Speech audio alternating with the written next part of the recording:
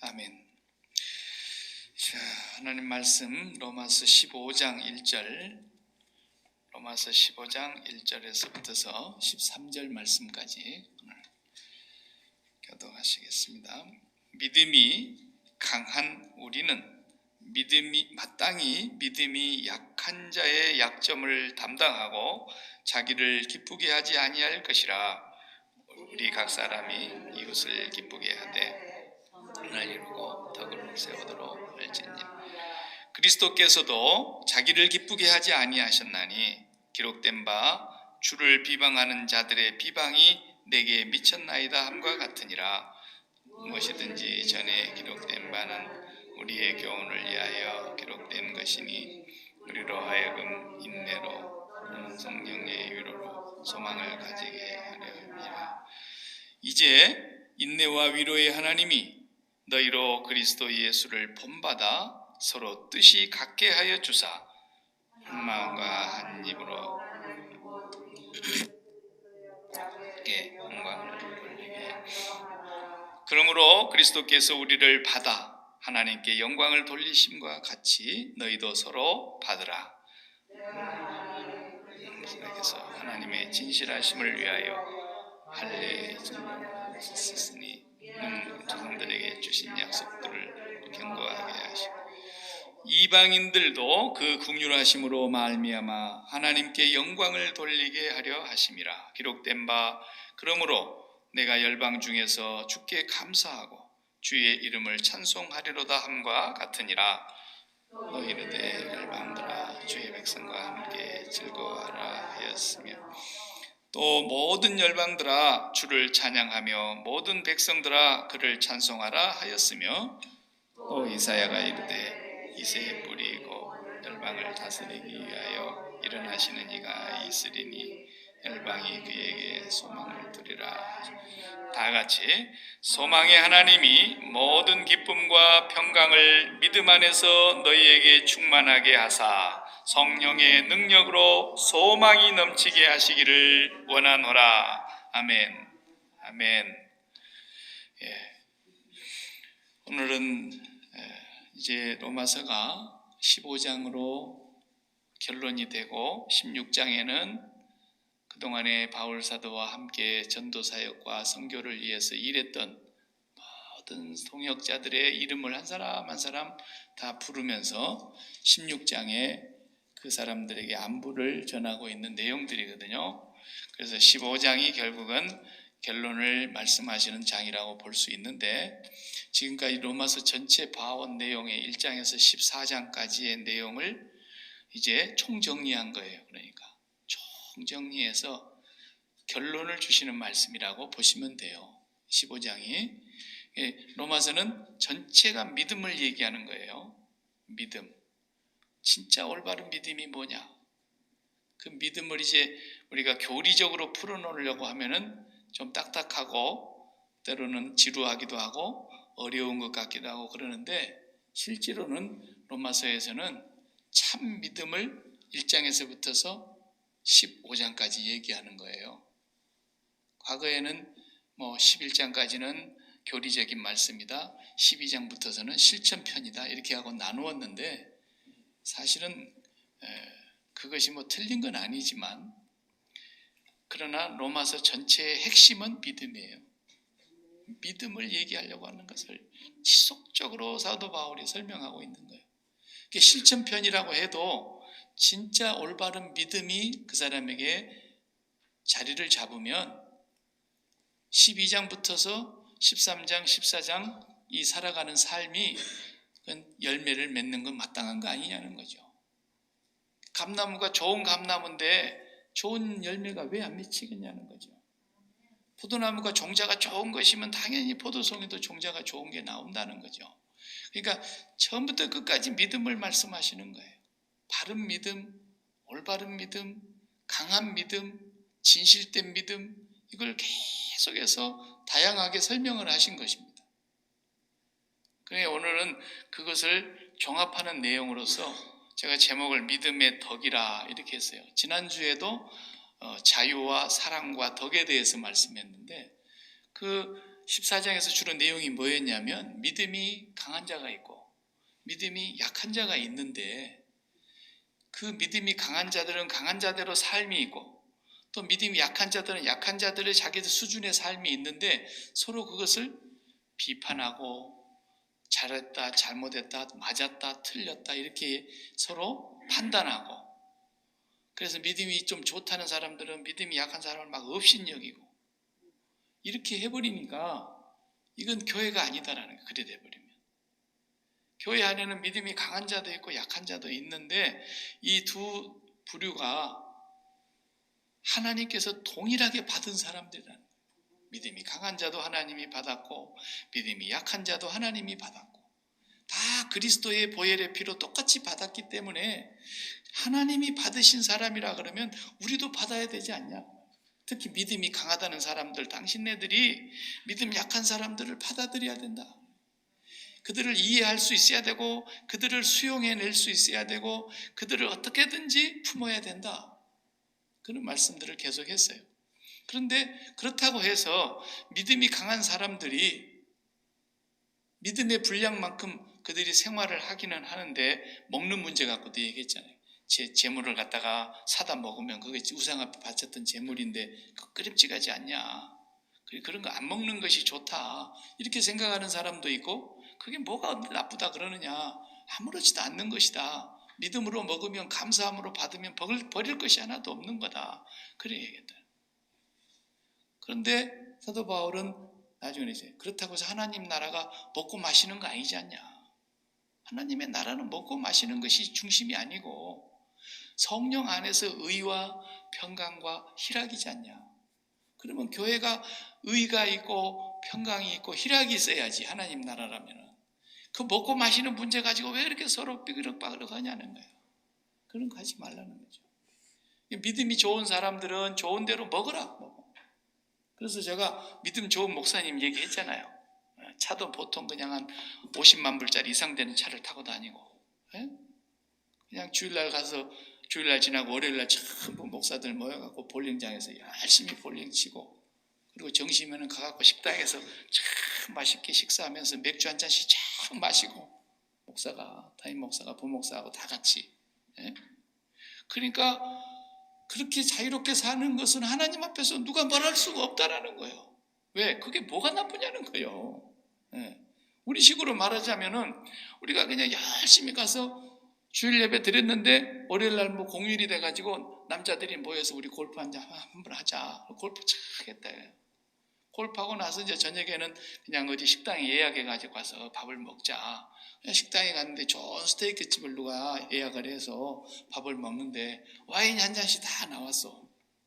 그 와인 한 잔 먹는 사람도 있고 안 먹는 사람도 있고 그런데 또 안 먹는 사람들이 먹는 사람을 막 술 좋아한다고 그러고 왜 그러냐는 거야. 왜 그러냐는 거야. 그게 뭐가 잘못돼서 아무 잘못 없다는 거야. 하나님께서는 절대로 그거 죄가 아니라는 거야. 그렇게 믿음이 자유로운 사람이 있어요. 진짜로 그렇게 사는 사람이 얼마나 많은지 몰라요. 저희 선배는 그 전도사 시절에 자기 경험을 얘기하는 거예요. 훌륭한 강사님이 이제 외국에서 왔어요. 외국에서. 그런데 이 강사님이 이제 외국에서 왔으니까 사람들이 그래도 기대하지 않겠습니까? 그 집회를 첫날 밤 집회를 옛날에는 항상 이제 저녁부터 시작하냐 집회가 저녁 집회를 딱 첫 집회를 했는데 아주 은혜롭게 잘했어. 그리고 와서 이제 강사님이 숙소로 돌아오고 담임 목사님, 전도사님 이렇게 이제 강사님을 잘 접대하려고 준비해가지고 강사실에 이렇게 모였는데 첫날 밤 집회 끝나고 근데 강사님이 담배를 딱 변해가지고 꽂아내고 한 대 피우더라는 거예요. 미국에서 왔으니까. 미국에서 뭐 담배 피우는 사람들이 꽤 있거든요.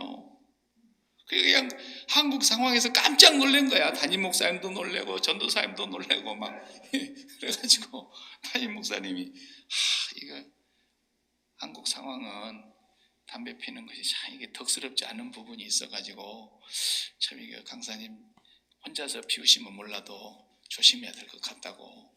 그래가지고 이게 강사님이 그냥 그것을 잘못했다고. 내가 그냥 습관이 돼가지고 그냥 자연스럽게 한 것인데, 숨김없이 그냥 자연스럽게 습관이니까 그냥 이렇게 한 건데, 그걸 그냥 그 사람들에게 너무 충격을 준 거예요. 충격을. 그때가 옛날이잖아요. 옛날. 한국에서는 그건 참 어려운 얘기예요.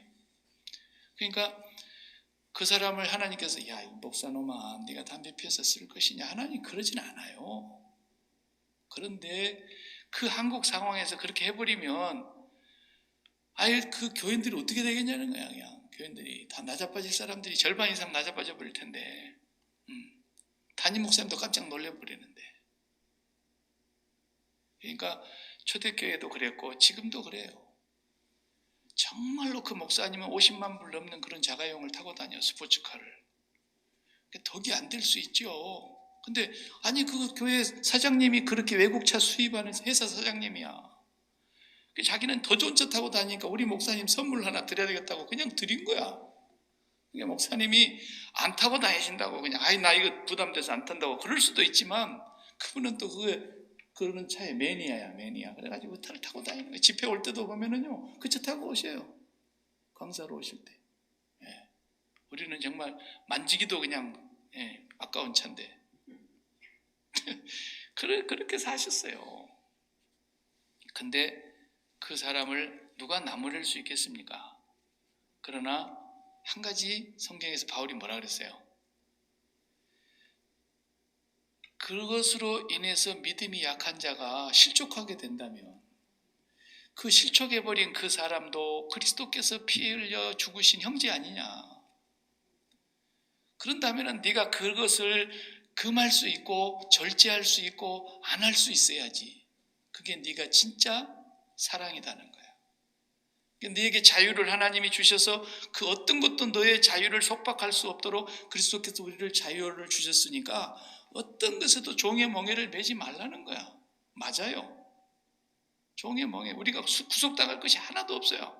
그런데 그 자유가 다른 성도의 마음에 목사가 돼가지고 술도 아직도 못 끊고 그래서 쓰겠느냐고. 덕이 안 되잖아요. 그러면 그 사람으로 인해서 내가 온전한 사랑을 실천하지 못하는 것이 되는 거예요. 그러니까 사도 바울도 그랬잖아요. 그 사람이 내가 고기를 먹는 것 때문에 실족하게 된다면 나는 영원히 채소만 먹겠다 그랬어요. 고기 안 먹겠다 그랬어요. 그게 자유하는 사람이 가질 수 있는 사랑의 능력이에요. 그것이 사랑으로 서로 종노릇하라 그런 뜻이에요. 이게 진정한 자유인인 거예요. 그것은 나만을 위한 것이 아니기 때문에. 왜? 모두가 오늘 성경 말씀의 결론이 다 그 얘기예요. 지금 15장에서 말씀하고 있는 것이. 너도 한 뜻으로, 나도 한 마음으로, 나도 한 입으로 우리 모두가 다 같이 하나님께 영광을 돌려야 되기 때문에 6절에 그랬잖아요. 하나님께 영광을 돌려야 된다는 말을 계속 하시네요. 오늘 본문에 보면은 하나님께 영광이 되면 하라는 거예요. 누가? 교회 전체가 한 마음과 한 뜻과 한 입으로 하나님께 영광을 돌리게 하려 함이라 그랬거든요. 그러니까 박 목사도 내가 억지로라도 뭐 하려고 하면 할 수 있지만은 가급적 내가 거기에 매이지 않는 것은 왜? 하나님의 나라는 먹고 마시는 기쁨이 아니다라는 거예요.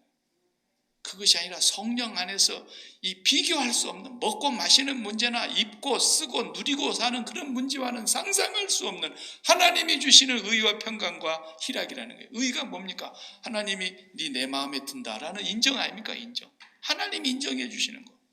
그리고 하나님이 주시는 그 평안이 있고 하나님이 주시는 그 기쁨이 있는데 그 기쁨 가지고 살면 되는 것이지 굳이 내가 그것을 꼭 먹고 마셔야만 내가 직성이 풀린다고 한다면 네 수상한 사람이라는 거예요. 수상한 사람.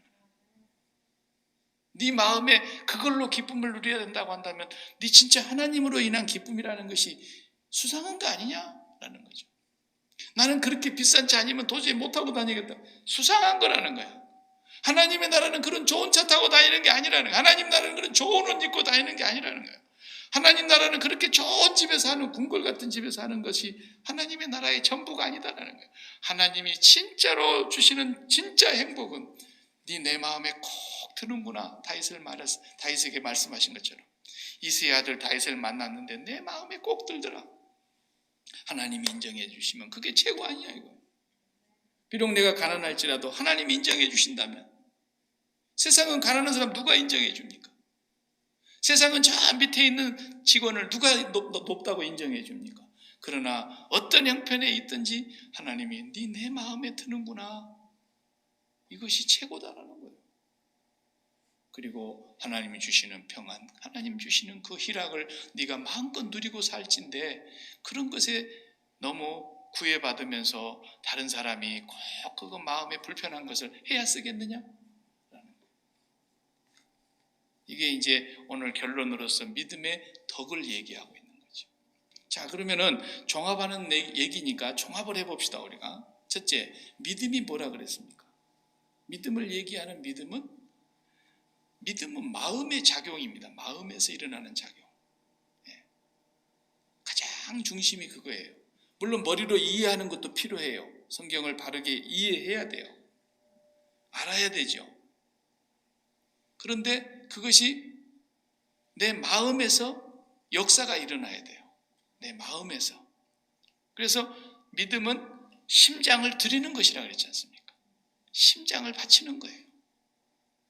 그러니까 이 마음이라고 하는 것은 신비하게 하나님이 만들어 놓으신 특성이 있어요. 마음은 기쁨이 있어야만 행복한 거거든요. 마음이.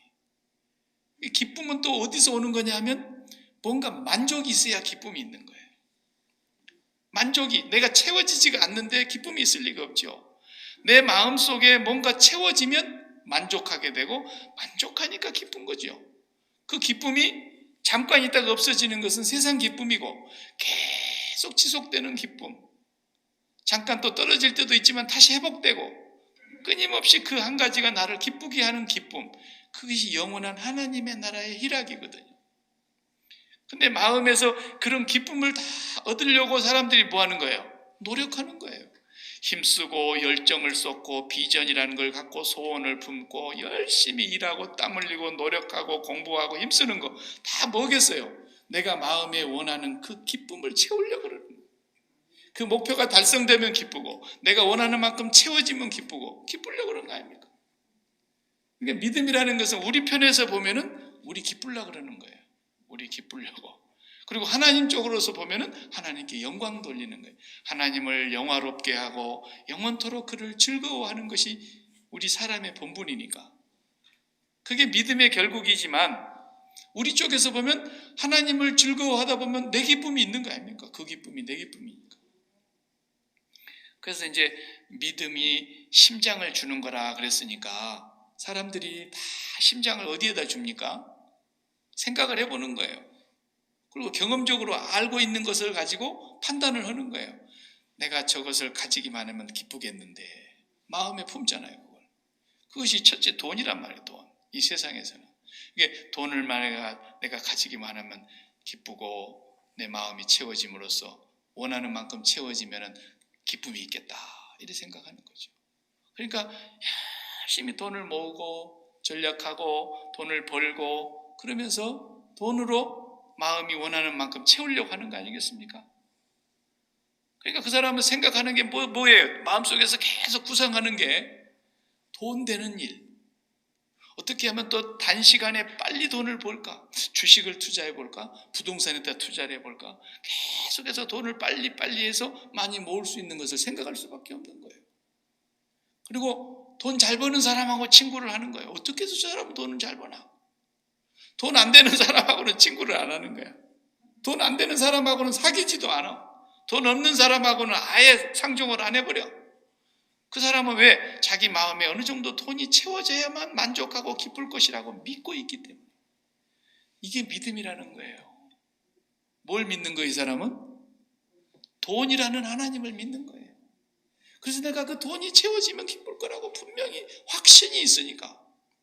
그래서 사람들한테 구두생이라는, 수전노라는, 아주 깍쟁이라는 별소리를 다 듣는 줄 알면서도 돈 되는 일에는 수단과 방법을 다 동원해서 하는 거예요. 돈이라는 하나님을 믿는 거죠. 그렇게 벌어보면 기쁘잖아. 기쁘다고. 이번 달에 수입이 평소보다 4배나 불었네. 왜 안 기쁘겠어요? 그게 마음에 자기 소원인데. 기쁨이 왔는데 그렇게 해서 돈을 이제 잘 벌어보면은 그 기쁨이 이제 안 식어지고 싹 계속 가야 되는데 돈이 없어져 버리는 날도 있고 안 벌리는 날도 있고 그 다음에 돈을 왕창 써야 되는 사건이 생기는 날도 있고 이렇게 되면서 돈을 막 살덩이 같은 알토란 같은 돈이 막 빠져나가면 어때요? 마음이 죽겠는 거죠. 이 사람은 진짜 돈이라는 하나님을 믿는 사람이에요. 그 사람 믿음은 돈 신앙, 물질 신앙입니다. 물질 신앙. 근데 그렇게 돈을 많이 벌어본 사람들이 다 그러면 행복해갖고 더 이상 욕심이 안 생겨야 되는 거거든요. 근데 안 그렇잖아요. 그래서 또 허전해지는 거예요. 그러니까 또 권력을 한번 가져볼까? 그래갖고 시의원 출마한대, 시의원. 또 국회의원 나간다 그러고 도지사나 한번 해볼까? 주지사 한번 해볼까? 상원의원 한번 해볼까? 하원의원 한번 해볼까? 참, 또 거기에 관심을 갖는 거예요. 돈 없으면 그건 못 하거든요. 사방에서 돈으로 도와줘야 되고, 자기도 돈이 좀 있어야 되고. 그래가지고 딱 당선돼봐요. 그러면은 또 얼마나 기쁩니까? 그래, 기뻐가지고 막 난리를 치지만, 하버드 대학교의 심리학 교수였던 딘 길버트라는 사람이 쾌락의 쳇바퀴라는 그런 그 이론을 얘기했어요. 쾌락의 쳇바퀴. 다람쥐 쳇바퀴 도는 거 있잖아요. 그 기쁨의 쳇바퀴라는 것을 그 심리학자가 얘기를 했는데 무슨 얘기냐면 이 세상에 최고로 기쁜 일을 만난 사람들을 표본 조사를 한 거예요. 그 기쁨이 언제까지 지속되는가를. 그래서 라러리의 큰 것에 당첨된 사람, 정말 평생에 죽고 못 살 사람하고 연애해서 결혼한 사람, 자기의 생애 가운데 최고의 기뻤던 날을 가졌던 사람들, 경험이 있었던 사람들이 그 기쁨이 얼마만큼 오래 지속되는가를 조사했는데 최고 길게 간 사람이 얼마 갔을 것 같아요? 좀 알아맞혀봐요. 아이고, 많이 더 쓰셨네. 3개월 가더라는 거야. 3개월. 최고 기쁜 사람의 그 기쁨이 3개월 지나니까 기쁨이 이제 식어지고 걱정이 다시 생기고 염려가 생기고 불안이 찾아들고 공허감이 밀려오고 이런 생각이 다시. 그래서 이것이 3개월 단위로 이렇게 돌더라는 거예요. 다람쥐 쳇바퀴 돌듯이 세상의 기쁨이. 하버드 대학의 심리학 교수가 한 얘기예요. 그 사람도 나름대로 여러 가지 그 조건을 가지고 설문조사를 했을 거란 말이죠. 그러니까 우리 마음이라는 것은 본래 하나님 크기로 지어놨다 그랬잖아요. 이 마음은 비어 있어요. 텅 비어 있는 공간이에요. 그 마음은 나이도 안 먹고 시간도 지나가는 것도 마음으로 안 늙고 마음이 절대로 안 늙습니다. 네. 그러니까 이 마음이라는 건 신비하게 하나님이 만들어 놓으신 구조인데 이 마음이라는 크기를 하나님 크기로 만들어 놨어요. 근데 사람들이 그걸 몰라. 이게 돈 크기만큼 되는 줄 알아, 마음 크기가. 그래서 돈을 집어 넣어보면은 마음이 꽉 차가지고 기쁨이 충만할 줄 아는데 나중에 채워놨을 때 한 3개월 동안 기쁘더니 다시 헐렁헐렁해져가지고 안 기쁘더래요. 그래서 또 권력으로 명예를 얻어보니까 꽉 찬 기분이야. 하나님이 우리 마음을 권력이 채워지는 만큼 만들어 놓은 게 아니에요. 온 우주를 담아도 안 채워지게 만들어 놨어요. 그래서 이 마음은 하나님 크기로만 만들어 놨으니까 하나님이 들어오셔야 비로소 마음이 꽉 채워지는 거예요. 그러니까 성경의 사람들이 다 고백이 한결같이 똑같아. 여호와가 나의 목자이시니 내가 부족함이 없습니다. 꽉 찼다는 거예요. 이제. 충만해졌다는 거예요.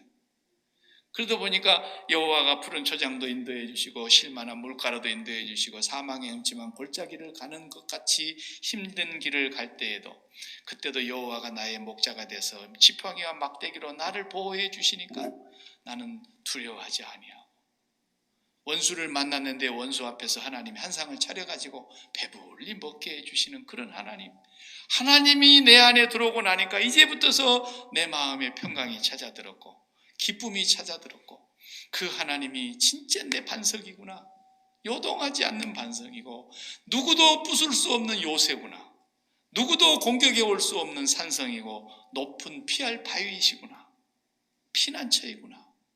하나님이 마음에 충만해진 사람은 그때부터서 어떻게 됩니까? 믿음이 강해지기 시작합니다. 요걸 보고 믿음이 강하다 그러는 거예요. 오래 다닌 사람이 믿음이 강해지는 것은 반드시 그런 것이 아니에요. 짧게 다녔다고 해서 믿음이 약한 것도 반드시 그런 것이 아니에요. 시간과 상관이 없어요. 이건 하나님이 그 안에 충만하기만 하면 믿음이 강해지고, 그래 믿음이 강해지니까 어떻게 돼요? 그냥 골리앗 같은 소년도, 어린 소년도, 장군들도 못 해보는데 하나님이 그 안에 충만하니까 골리앗을 보기를 하루 강아지 정도밖에 안 보이더라고요. 세상에 저게 우리 하나님을, 얼마나 크신 하나님을 무서운 줄 모르고 저 하루 강아지 같은 놈이 큰 소리를 치고 있네. 다윗이 그렇게 봤다. 베드로 같은 사도도 그 앞에 야고보 사도가 먼저 잡혀서 목이 잘려 순교당했지 않습니까? 그 야고보가 잡혀서 죽는 걸 보고 유대인들이 막 좋아하고 그러니까 헤롯이 또 베드로를 잡았잖아요. 베드로는 내일 죽일 거예요. 오늘 저녁에 도망갈까 봐서 딱 묶어놨어요. 그런데 천사가 그 옥문을 열고 들어와서 베드로를 착고해서 다 풀어가지고 데려 나가려고 그러는데 안 일어나니까 옆구리를 쳐서 깨웠다 그랬잖아요. 옆구리를. 감옥에서 그렇게 내일 죽을 사람이 편안하게 잠을 자겠습니까? 처자식 생각나서 못 자지. 베드로는 결혼까지 했는데. 그런데 내일 죽을 베드로가 그렇게 감옥에서 평안히 자니까 천사가 나와서 옆구리를 쳐서 깨우더라 그랬잖아요. 하나님이 그냥 너무너무 충만해져 버리는 스데반 집사님은 하늘문이 열려서 그 장면을 목도하는 순간에 그냥 원수가 돌로 치는데도 그 충만이, 그 기쁨이 없어지지가 않는 거예요. 그 돌멩이로 내리치는 원수들을 위해서 하나님 앞에 오히려 기도를 하고 용서해달라고. 그러니까 우리 마음은 하나님이 채워져야만 믿음이 강해지는 거예요.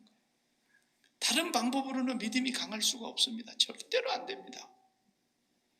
그래서 우리 믿음이 심장 주는 곳이니까 그 심장 주신 그곳이 내가 믿는 거라니까요. 돈이라는 하나님을 믿는 사람도 있고, 권력이라는 하나님을 믿는 사람도 있고, 건강, 장수 이런 걸 믿는 하나님, 그런 것을 하나님으로 믿어요. 그것이 기쁨이라고. 어떤 사람 아예 그냥 세상의 쾌락으로 날마다 쾌락질을 하는 것을 하나님처럼 사랑하는 거예요. 하나님보다 더 사랑하는 거예요. 그게 자기에게 하나님이에요. 그게 인생의 전부예요. 자기 인생의 기쁨을 누리기 위해서. 그래도 이제 양이 안 차니까 날마다 마약을 먹는 거예요. 마약을 먹어야 그 기쁨이 자기 나름대로 유지되니까 이렇게 돼버리는 거예요. 그러니까 믿음이 강하다는 것은 결국은 그 기쁨이 지속적으로 충만하고, 그 기쁨이 충만한 사람이 비로소 어떤 사람을 감당할 수 있냐면 믿음이 약한 사람을 감당할 수가 있어요. 오늘 본문에서 이제 읽어봅시다. 1절. 결론이 1절에서 6절 안에 다 들어있어요. 믿음이 강한 우리는 그랬어요. 이제 사도 바울의 입장에서 이렇게 보는 거죠. 믿음이 강한 우리는 마땅히 믿음이 약한 자의 약점을 담당하고 자기를 기쁘게 아니할 것이라 그랬어요. 믿음이 강한 사람, 하나님이 그 마음에 충만해 있는 사람, 그 사람이 믿음이 강하니까, 믿음이 약한 사람 어떤 사람이에요? 반대로 그 마음속에 하나님이 충만해 있지 않고 뭐가 충만해 있겠어요? 그러면 돈 충만하려고 애쓰는 사람, 자식 잘 되는 일로 충만하려고 애쓰는 사람, 건강해서 장수하게 그냥 살아가는 것으로 기쁨을 누리려고 하는 사람, 그리고 사업에서 그냥 성공하고 대박 쳐가지고 날마다 그냥 일취월장하고 창대하게 되고 만사가 형통하게 되고 자식들의 앞길이 그냥 전부 그냥 이런 것으로 늘 기쁨을 누리려고 하는 사람. 교회에 나와도 어떤 사람은 먹는 것에 기쁨을 누리는 사람. 하나님 나라는 그게 아니라는데도. 그래서 교회 와갖고 먹을 것이 없네, 어쩌네, 맛이 있네, 없네. 그런 사람 백날 먹여도 믿음이 안 자랍니다. 내가 이민 생활을 하면서 얼마나 오랜 세월을 목회하신 선배 목사님들이 내가 다 처음에 발 디뎌서 이민 땅에 왔을 때에 목회 선배들이 나한테 그런 얘기 했어요. 박 목사, 이민 목회는 한국 목회하고 너무 달라. 그러니까 정말 이민자들의 그 심정을 알아줘야 돼. 그래서 그 사람들이 한국에서 정말 좋은 거 다 내버리고 이역만리 이 좋은 땅에 와가지고, 이 땅에 와가지고 수고하고 애쓰는 것은 다 뭐 때문인 줄 알아? 자식 잘 되게 하는 거야. 자식 하나 성공시켜 보려고 한국에서 그 좋은 자리, 좋은 위치 다 내버리고 와가지고 이 땅에 와서 바닥 생활을 하면서 힘들게 살아가는 이 이민자들의 삶을 헤아려야 되고, 그 사람들의 자녀들이 잘 되는 것이 정말 그들의 행복이니까. 아니, 누가 그런 걸 몰라요? 상식적으로 아는 거지. 그렇지만 백날 그거 해도 믿음 안 자라요. 그것 갖고 기뻐하려고 해봐요. 죽어도 믿음 안 자라요. 그리고 또 어떤 목사님 보면은 2부 순서 주일날 보면 항상 첫 번째 주는 볼링장에 가서 볼링하고, 두 번째 주는 산에 가가지고 또 재밌게 등산하고 오고, 세 번째 주는 또 어디 가서 맛있는 거 먹고, 네 번째 주는 또 뭐하고, 아주 프로그램이 짜져 있어. 매월. 그 계절별로, 비 많이 오는 계절은 실내에서 하는 걸로, 비 안 오고 날씨 좋은 때는 밖에서 하는 걸로.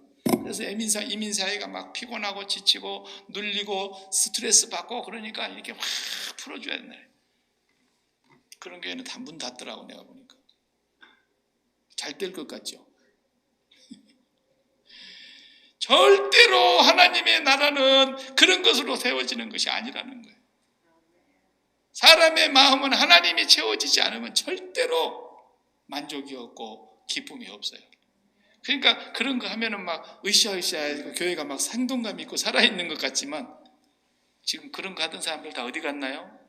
없어요. 하나님은 진짜 배기만 골라내시는 거예요. 거기서 알곡만 골라내시는 하나님이세요. 쭉정이도 같이 있어요. 어차피. 그렇지만 뽑지 말라 그랬어요. 하나님이. 알곡 속에 쭉정이 같이 있고. 그래서 진짜 믿음이 강한 사람은 날마다 내 마음속에 하나님으로 충만하기를 기도하고, 내 마음이 조금이라도 세상으로 빠져서 저것이 내게 있었으면 좋겠다, 저것이 소원이 이루어졌으면 좋겠다, 저것이 내게 반드시 왔으면 좋겠다, 계속 그런 것으로 그것이 마음에 붙어있는 한은 하나님으로 채워지지가 않아요. 그래서 주님께서 지난주 우리가 공부한 대로 하늘에 계신 우리 아버지요, 아버지의 이름이 내 마음에서 최고의 영광이 되게 해주십시오. 그렇게 기도했나요? 아버지의 이름이 내 마음에 최고의 영광이 되게 해주십시오. 그렇게 하려니까 예수님을 붙들어야 되는 거예요.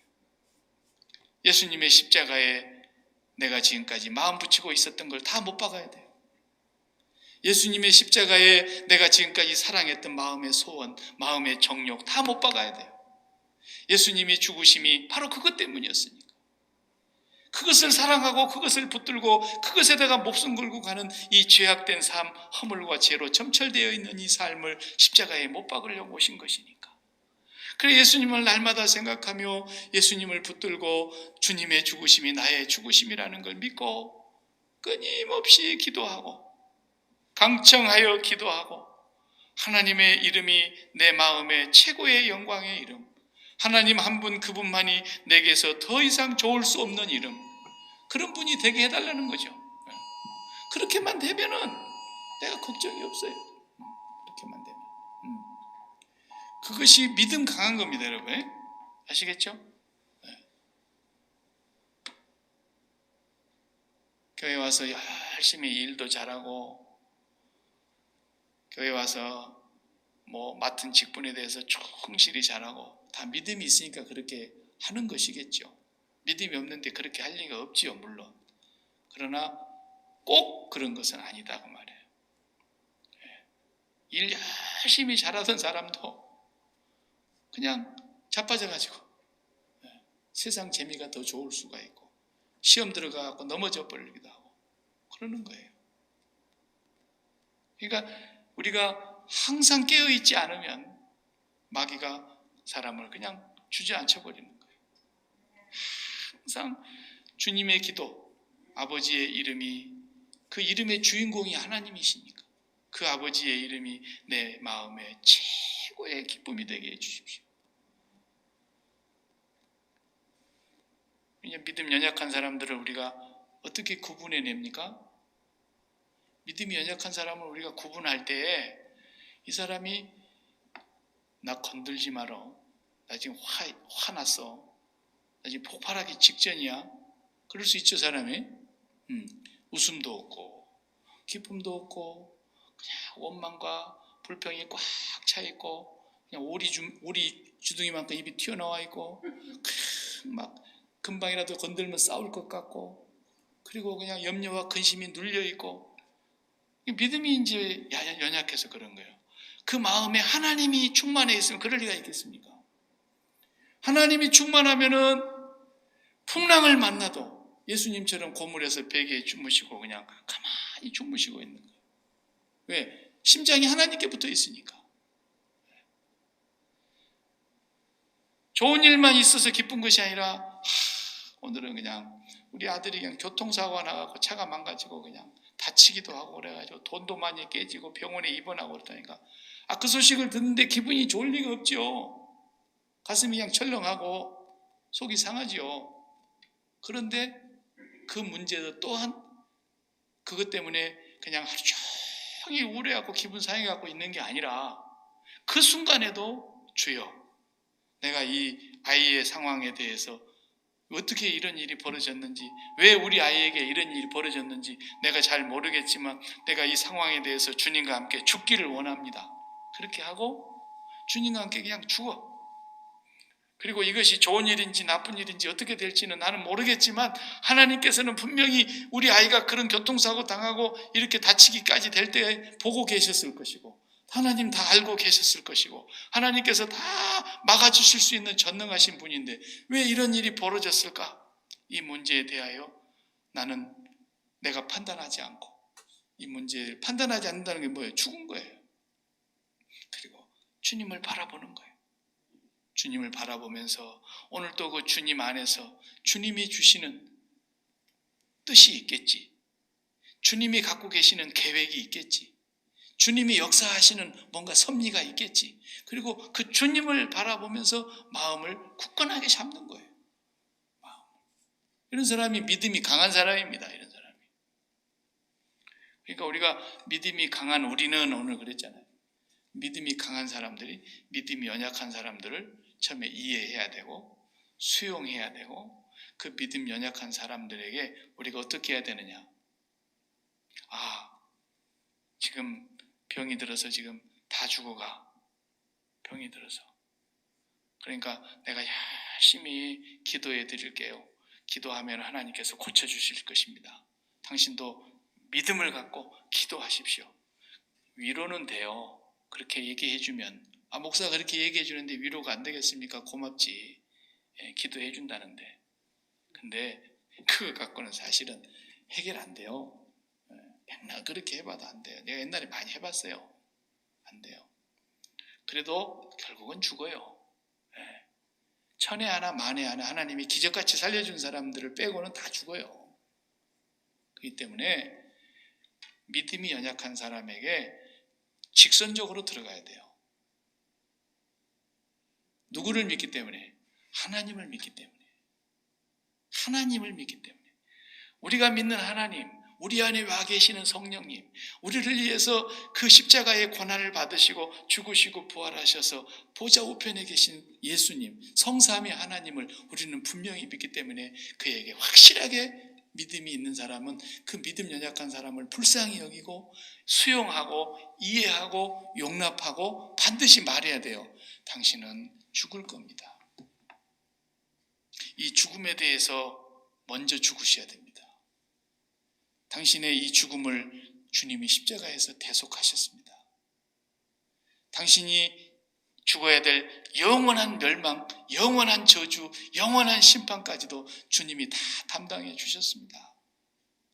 이제는 당신이 죽을 것입니다. 하나님 앞에서 이제 당신이 정말 예수 그리스도를 붙들어야 됩니다. 분명하게 얘기를 해줘야 돼요. 그러면 이 사람이 예수 믿을 사람이면 예수 믿어요. 예수 안 믿을 사람이면 안 믿어요. 그건 내가 걱정할 일이 아니에요. 하나님의 일이에요. 우리는 그 믿음 연약한 사람에게 분명하게 얘기해 줘야 돼요. 당신의 마음속에 하나님을 붙드시기 바랍니다. 이 병에서 나아서 건강하기를 바랍니다마는 이 건강이 다시 얼마까지 가겠습니까? 언젠가 우리 반드시 죽게 됩니다. 그러나 당신의 죽음도 해결하시고 당신에게 영원한 생명을 주신 예수 그리스도를 당신이 마음속에 꽉 붙드셔야 됩니다. 그분을 믿고 그분에게 당신의 심장을 드려야 됩니다. 그렇게 해야 돼요. 돈 문제에 상처를 받아가지고 낙심해가지고 원수를 맺고 분이 나고 그냥 어찌할 바를 몰라서 잠을 못 이루고 그 믿음 연약한 사람이죠. 믿음이 연약하니까 그런 행동이 나오는 거예요. 근데 에이 그러면 안 돼. 그렇게 말할 필요는 없어요. 그 안타까움, 그 돈 잃어버린 것 때문에 분이 나가지고 밥을 못 먹고 속이 부글부글 끓고 열이 올랐다 내렸다 하는 그 사람을 이해해야 된다는 거예요. 그리고 그 사람의 그 아픔과 그 고통을 우리가 받아들여야 된다는 거예요. 믿음이 강한 사람은 받아들이되 분명하게 얘기해야 된다는 거예요. 집사님 그동안에 돈을 너무 사랑하셨는데 그 돈을 사랑하신 그것을 하나님께서 이번 기회에 하나님 사랑하라고 하시는 것 같습니다. 돈을 너무 사랑했기 때문에 그 돈 없어진 것 때문에 지금 미치겠잖아요. 사랑하지 않았으면 이렇게 미칠 일이 있겠습니까? 얘기해야 되는 거예요. 당신이 그렇게 날마다 가져가는 쓰레기통에 쓰레기 봉지 갖다 채워놓는데 쓰레기통 누가 비워갔다고 당신 속이 막 찢어지게 아픈 날 있습니까? 쓰레기 치워주는 거 얼마나 고마워요. 쓰레기를 사랑한 사람이 어디 있어요? 쓰레기를 그렇게 사랑해가지고 쓰레기통 치웠다고 막 성질을 내는 사람이 어디 있어요, 세상에? 배설물 치워줬는데. 근데 우리 마음속에 돈이 없어지니까 막 성질이 나서 못 살겠는 거예요. 분이 나서 못 살겠는 거예요. 이 돈이 아무개 때문에 없어졌다고 생각하니까 막 부글부글 끓어서 그냥 원수를 갖고 싶은데 내가 그래도 교회 집사인데 그리고 내가 목사인데 어떻게 그렇게 또 할 수가 있나? 못해. 막 속이 천불이 나는데도 막. 그럴 때에 어떻게 해야 돼요? 그럴 수 있다는 게 사람이니까 그걸 그대로 받아야 돼요. 그걸 이해해야 돼요. 그러나 말해야 돼요. 진정으로 그를 사랑함으로 말해야 돼요. 당신이 돈을 너무 사랑했기 때문에 하나님께서 이 돈을 이렇게 다른 사람 호주머니로 가게 했는데 이제부터서 정말 하나님을 사랑하겠다고 회개하고 한번 진짜 믿음을 가져보라고 얘기해 줘야 된다니까요. 이렇게 얘기해 주는 사람이 그 영혼을 진짜 사랑하는 사람이에요. 그래야 이 사람이 그 자리에서는 자존심이 상해서 안 받아들일란가 몰라도요, 집에 가면 그 말만 머릿속에 딱 남아요. 죽을 때까지 그 말이 안 사라지는 거예요. 아, 내가 진짜 돈을 사랑했구나. 그리고 자기가 하나님 앞에서 회개할 거예요. 믿음의 사람이라면 양의 음성은, 목자의 음성을 양은 듣게 되어 있어요. 반드시. 그래서 그 사람의 믿음이 살아야 돼요. 믿음이. 왜? 하나님께 영광을 돌리라는 결론이 오늘 전부 다. 보세요. 6절을 봐봐요. 6절을. 한 마음과 5절부터 봅시다. 이제 인내와 위로의 하나님이 너희로 그리스도 예수를 본받아 서로 뜻이 같게 하여 주사. 뜻이 같게 해줘야 돼요. 그 다음에 한 마음이 돼야 돼요. 그 다음 한 입이 돼야 돼요. 그러니까 뜻도 같아야 되고 마음도 같아야 되고 입으로 고백하는 게 같아야 돼요. 어떻게? 하나님 곧 우리 주 예수 그리스도의 아버지께 영광을 돌리게. 영광을 돌리게. 영광을 돌리는 게 뭡니까?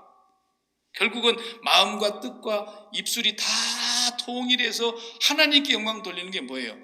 내 마음에 하나님이 1등하는 거 아닙니까? 하나님 1등하는. 하나님이 내 마음에 1등이 되게 되는 것이 결국은 우리의 목표예요. 목표. 하나님께 영광 돌리는 게. 그러니까 그 사람의 마음속에 지금 뭐가 1등이었어요? 그동안에 돈이 1등이었고 자식이 1등이었고 또 사업이 1등이었고 자기 자존심이 1등이었고 전부 자기가 1등이었잖아요. 그런데 그것으로 인해서 믿음이 실족하고 상처받고 분내고 싸우고 원망하고 불평하고 지 안 알아준다고 자존심 구겨졌다 그러고 계속 그러고 있네요. 지 마음의 1등이 지 자신인데 어떻게 하나님께 영광이 됩니까? 그 사람의 마음에 하나님이 1등이 되게 해줘야죠. 분명하게 이렇게 해야 된다는 거예요. 그게 믿음을 바르게 하는 거예요. 그렇지만 그 믿음이 연약한 사람을 오늘 약점을 받으라고 하는 것은 바로 뭔 겁니까? 그 사람을 다 이해하고 그렇게 믿음 연약함을 이해하고 수용하고 그 사람의 그 믿음 연약함을 나의 문제로 여기라는 거예요. 그게 받아주는 거예요. 그게 약점을 담당하는 거예요. 그렇지만 당신의 입과 내 입이, 당신의 마음과 내 마음이, 당신의 뜻과 내 뜻이 하나님께 영광이 돼야 된다는 거예요. 하나님이 그 마음이 1등이 안 돼서 그런 거다 지금. 하나님이 내 마음에 1등 되게 해달라고 기도해주고 권면해주고 격려해주고 위로해주고 인내해주고 그러라는 거예요. 그게 오늘 말씀이세요. 이게 교회라는 거예요. 그리고 이제 그 다음 말씀은 13절까지 말씀은 전부가 이방인들과 유대인과의 관계 속에서 하나님은 이방인들도 받아줬지 않느냐 말이에요. 모든 이방인들을 유대인들이 받아야 된다는 얘기를 하고 있는 거예요. 이방인들을 사람 취급도 안 했는데 전부 이방인들의 입이 하나님께 영광 돌릴 거라 그러지 않느냐. 그래서 이방인들을 받아야 된다는 거예요. 그래서 여기도 또 7절을 보세요. 7절이지. 그러므로 그리스도께서 우리를 받아 하나님께 영광 돌리신과 같이 너희도 서로 받으라. 내가 말하노니 그리스도께서 하나님의 진실하심을 위하여 할례의 추종자가 되셨으니 이는 조상들에게 주신 약속을 견고하게 하시고 이방인들도 그 긍휼하심으로 말미암아 하나님께 영광 돌리게 하려 하십니다. 전부 하나님께 영광 돌리는 것이에요. 하나님께 영광. 그래서 저와 여러분이 오늘 수요일 밤에 하나님 앞에서 우리 자신이 먼저 믿음을 돈독하게 해야 됩니다. 말씀을 전하는 목사인 저 자신도 마음을 하나님께 두지 않으면 믿음이 떨어져요. 믿음이 떨어지는 거예요. 내가 어떤 한 성도에게 너무 기대를 걸었어. 그 성도가 내게 너무 기쁨을 주니까 그 성도에게 내가 정말 마음을 너무 많이 주었어. 근데 그 성도가 나를 너무 실망시켰어. 그럼 어떻게 되겠어요? 목사의 마음이 막 곤두박질하는 거예요. 그러면 지가 잘못한 거야. 마음을 거기에다 줬기 때문에. 그 믿음이 떨어지는 거예요. 그래 되면 목사도 마찬가지예요. 목사가 돈에다가 마음을 깊이 뒀어요. 돈에다가. 그 돈으로 그러면 그 사람 반드시 시험 듭니다. 그래서 목사들 중에 보면은 막 사업을 하는 사람들이 많잖아요. 목회나 하지 말이지. 그러다가 교인들 돈 걷어갖고 막 먼지거리 하다가 보면 뉴스 나오고 그러지 않습니까? 쓸데없는 짓을 하는 거예요. 그 사람 속에 돈이 있었기 때문에 그런 거예요. 우리는 죽으나 사나 우리 마음의 심장은 하나님께만 붙어야 되는데 다른 것이 달라붙으려고 그럴 때마다 예수 그리스도의 십자가 굳게 붙잡고 나는 그것에 대해서 죽은 사람이라는 걸 날마다 고백하고 하나님으로 충만하게 해달라고 쉼없이 기도하고 그렇게 살면 우리의 삶은 절대로 흔들리지 않는 강한 믿음 위에 서게 돼 있어요. 이런 성도들이 교회에 많아야 되는 거예요. 그리고 믿음 연약한 자들을 다 품고 분명하게 얘기해 줘야 되는 거예요. 당신 예수 제대로 믿어야 된다. 앞으로 심장 붙이고 있는 그거 다 십자가에서 떨어져 나갈 때까지 기도해라. 나도 기도해 줄 테니까 기도해라. 계속 해야 돼. 그래서 그들이 하나님께 진정으로 영광을 돌리게 해야 할 것이다. 기도하겠습니다. 하나님 감사합니다.